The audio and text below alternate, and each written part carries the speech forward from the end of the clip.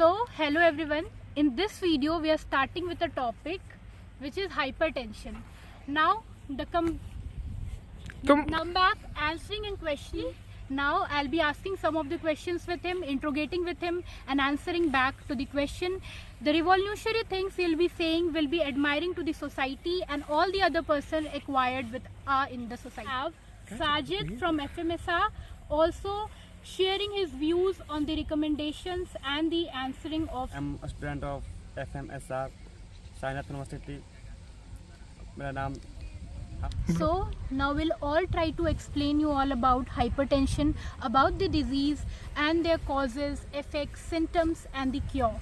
Now we'll start questioning to Sajid. So Sajid, सबसे पहले हम आपसे जानना चाहेंगे व्हाट इज हाइपरटेंशन, एक साधारण लैंग्वेज में जिससे कि सभी लोगों को समझ आ सके कि ये बीमारी कैसे काम करती है, आपकी बॉडी को कैसे इफेक्ट करती है, आप प्लीज़ सबको बताइए। देखिए, आप लोग देख ही रहे हैं कि क्वेश्चन है सबसे पहले हाइपरटेंशन।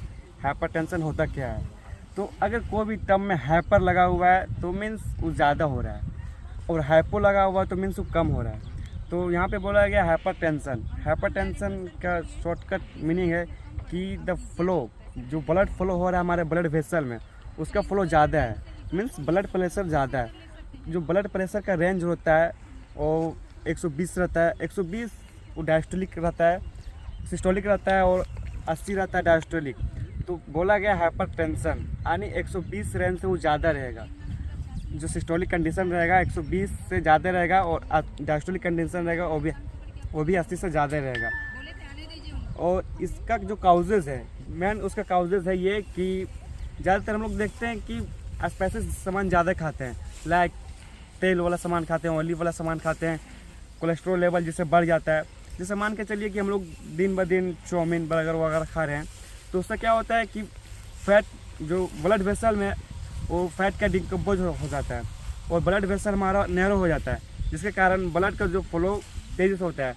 मीन्स देखते हैं कि अगर हम लोग पाइप से कोई चीज़ धो रहे हैं, पाइप को अगर प्रेस करते हैं तो जो फ्लो रहता है पानी को इंक्रीज हो जाता है। सेम इसी तरह यहाँ पे ब्लड वेसल में होता है, अगर फैट का डिकम्पोज हो जाता है ब्लड वेसल में, तो क्या होता है जो ब्लड का फ्लो होता है वो ज़्यादा हो जाता है। और जब ब्लड का फ्लो ज़्यादा हो जाता है तो फिर ये हार्ट को ज़्यादा मतलब अपना वर्क दिखाना पड़ता है, ज़्यादा काम करना पड़ता है ब्लड को सप्लाई देने में। वहाँ पे फिर प्रॉब्लम होता है।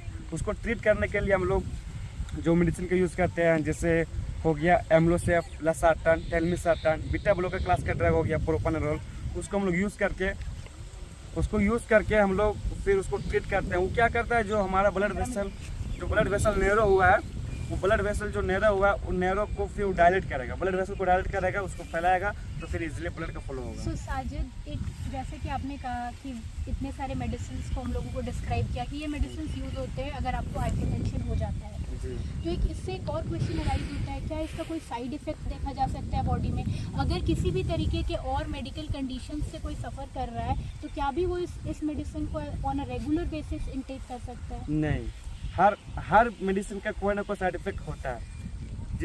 अभी तक जितना भी मेडिसिन है, हर मेडिसिन का साइड इफेक्ट, एडवर्स इफेक्ट होता है। सबसे पहले जानते हैं कि साइड इफेक्ट होता क्या है और एडवर्स क्या होता है। दोनों में बेसिक डिफरेंस है। जो साइड इफेक्ट रहता है वो हम लोग जानते हैं कि ये दवा लेंगे तो हमारा ये साइड इफेक्ट हो सकता है, लाइक वोमिटिंग, नोजिया, और भी कुछ हो सकता है। लेकिन एडवर्स इफेक्ट ये है कि हम लोग उसको पता नहीं रहता है कि अगर ये दवा लेंगे तो क्या चीज़ हो सकता है हमारे बॉडी में, क्या रिएक्शन हो सकता है। मैं भी हो सकता है कि लाइक हम एग्जांपल देते हैं कि दो फ्रेंड कहीं जा रहे हैं रास्ते में, और क्या हुआ, जब रास्ते में जा रहे हैं, बाइक ड्राइव कर रहे हैं या फिर कार ड्राइव कर रहे हैं, तो किसी का होता है कि वोमिटिंग जैसा लगता है। दोनों ने ऑन्डेनसिट्रोन खाया, लेकिन एक दोस्त का वोमिटिंग फील हो रहा है, एक दोस्त का नहीं हो रहा है।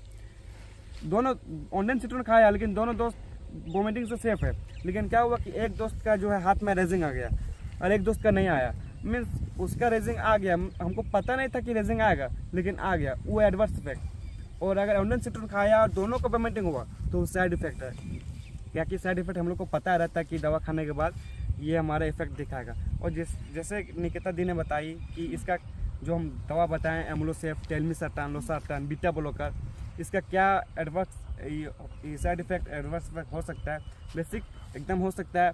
जब हम लोग लेते हैं कोई भी लॉन्ग टर्म के लिए, तो क्या होता है कि ज़्यादातर ब्लड वेसल को ज़्यादा डायलेट कर देगा, और जब ब्लड वेसल को ज़्यादा डायलेट कर देगा तो फिर क्या होगा, वो पेशेंट है, हो सकता है कि वो पेशेंट का जो ब्लड प्रेशर उसका और कम हो जाए, 120 जो रहता है वो 100 हो जाए, ये साइड इफेक्ट हो सकता है। ओके साजिद, तो जैसा कि आपने एकदम सही सबको जानकारी दिया कि हाइपरटेंशन में क्या कॉजेज़ है, क्या इफ़ेक्ट है और किस किस तरीके से लोग उससे बच सकते हैं, क्या आप थोड़े उसके बारे में भी जानकारी देंगे? बचने का जो आप रहता है, समझिए कि आपको मेंटेन करना होगा, बैलेंस डाइट मेंटेन करना होगा।